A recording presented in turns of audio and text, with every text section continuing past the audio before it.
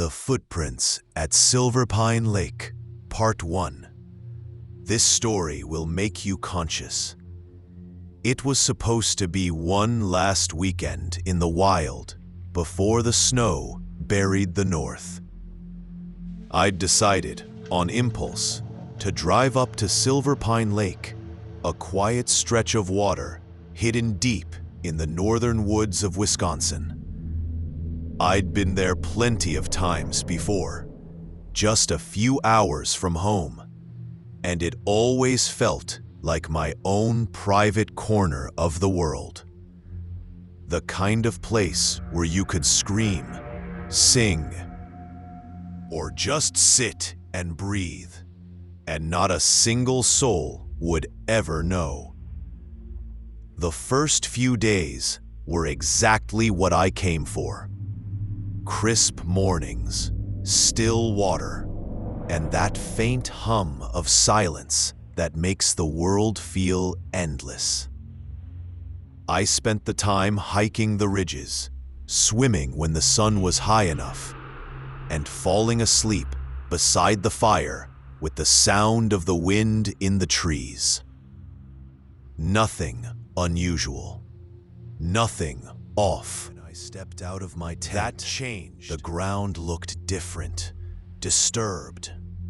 There were footprints all over the clearing, deep ones, heavy boots. They circled the fire pit, trailed behind the tent, and most unsettling, stopped right outside the entrance flap. I hadn't heard a thing all night, and they weren't mine. A cold feeling crawled down my back as I realized whoever it was had been here while I slept. I spent the morning walking circles through the trees, scanning the shoreline, but there was no one, no voices, no campfire smoke, just emptiness. I told myself someone had passed through and left, maybe another camper checking the site. But the idea of them standing right outside my tent at 2 a.m. wouldn't leave my head. By nightfall, I'd calmed down, mostly. The lake was quiet again, the stars crisp and white against the dark. And I sat in my chair by the fire because the next thing I remember was a voice. Soft, close, calling my name. I snapped awake, heart pounding. The woods were still, not a sound. Maybe I dreamed it, maybe I didn't.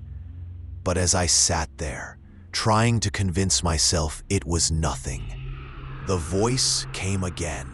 Louder this time, clearer, and it said my name like it knew me. Who could possibly know my name out here? And as I stood frozen by the fire, staring into the tree line, something out there whispered it one more time.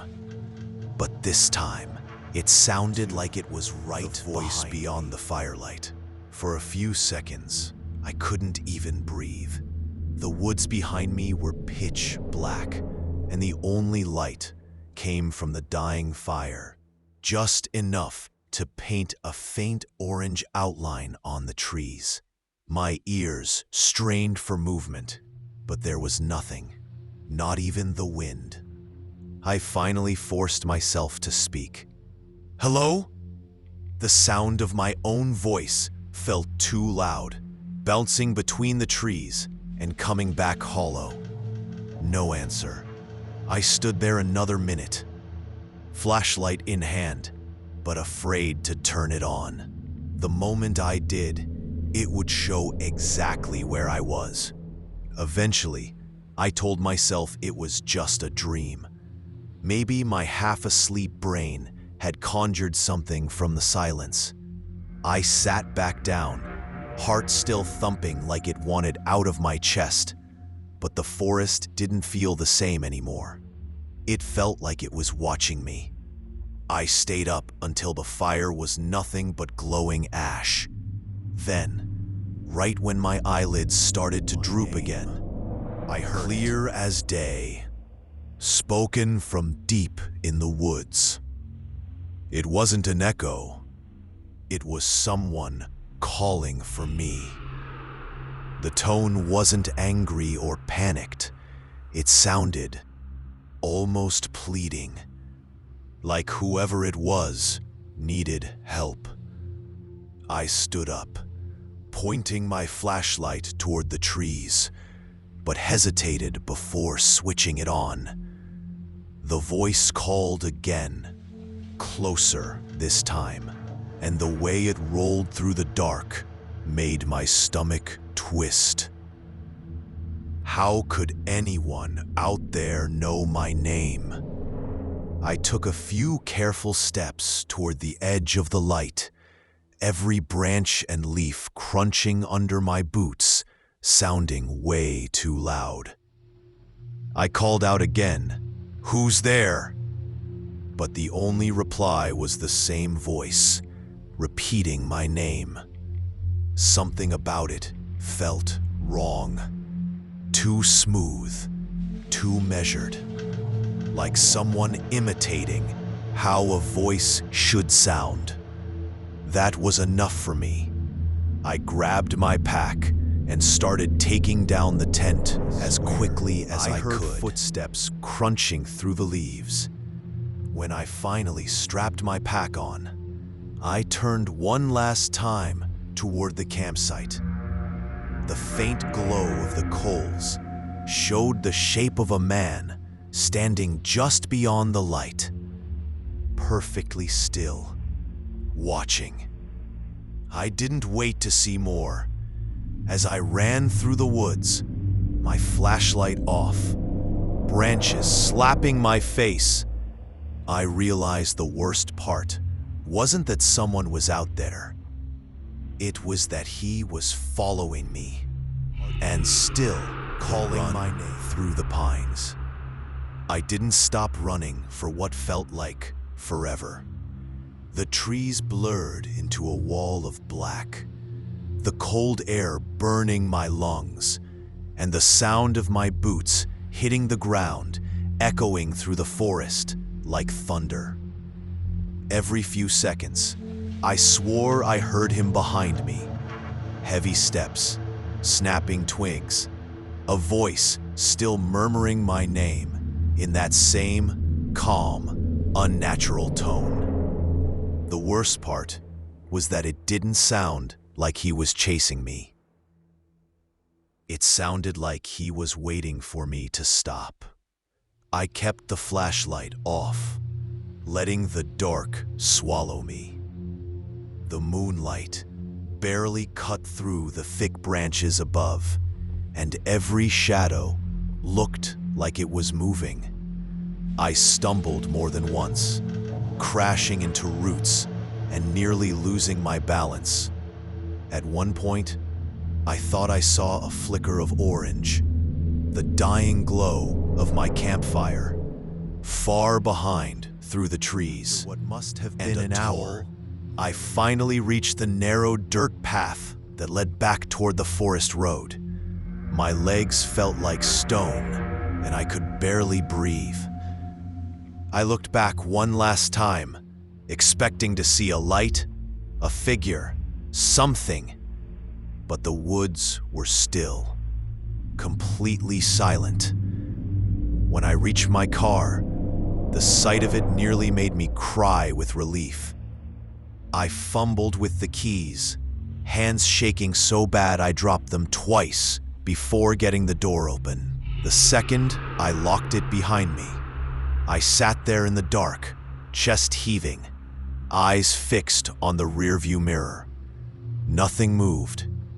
After a few minutes, I started the engine. The headlights carved through the empty road, and for a split second, I thought I saw someone step off the shoulder ahead.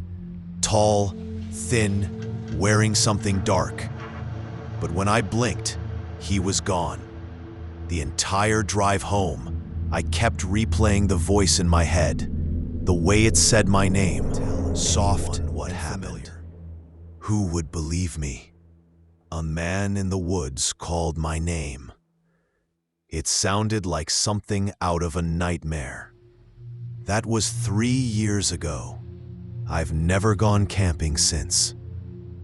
But sometimes, when I'm home alone at night and the world goes quiet, I'll hear something faint, just for a second, drifting through the walls.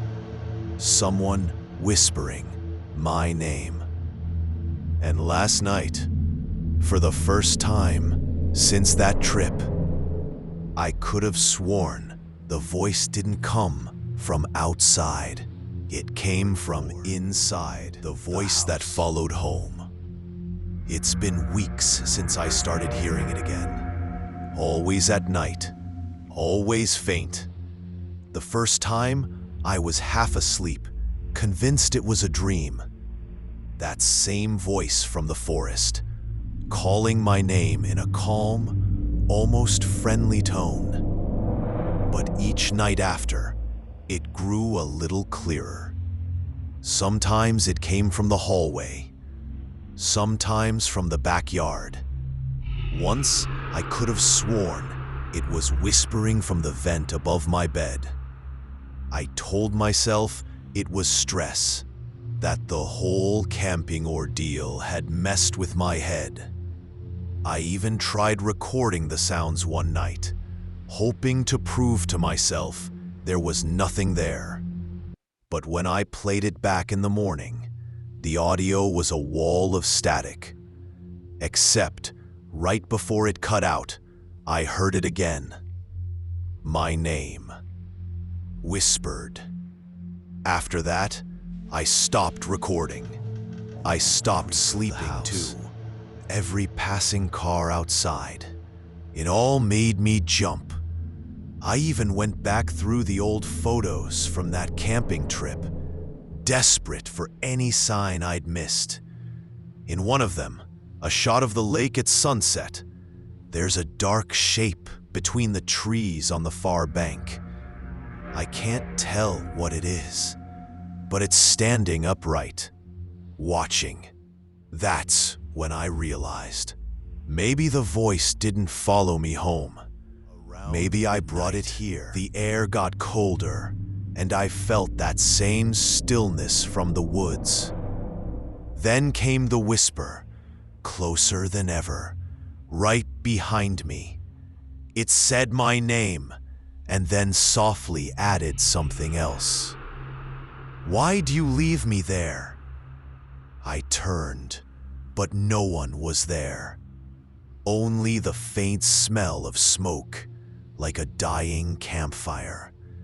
I thought it was over when I left Silverpine Lake, but now I think it's just waiting for me back to Silverpine. I didn't plan to go back, but after weeks of sleepless nights, after hearing that whisper every time the house went still, I realized I wouldn't get peace until I did. The voice wasn't haunting the woods anymore. It was haunting me. So last weekend, I packed my gear and drove north again.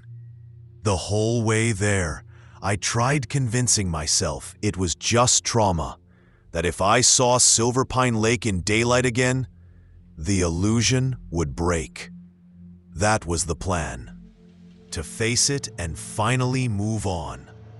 When I arrived, the lake looked exactly the same. Quiet, frozen around the edges. Even the same smell of pine and ash carried on the wind. My old campsite was still there, though the fire pit had collapsed and the ground was overgrown. For a while, nothing happened.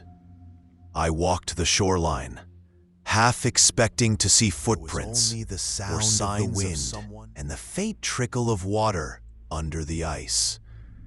As the sun went down, the woods turned that familiar gray-blue. The color of dusk that always feels like the world is holding its breath. Then I heard it. My name. Not shouted this time, just spoken quietly from somewhere across the lake. The same voice. My flashlight flickered as I aimed it toward the sound, catching only mist and pine needles.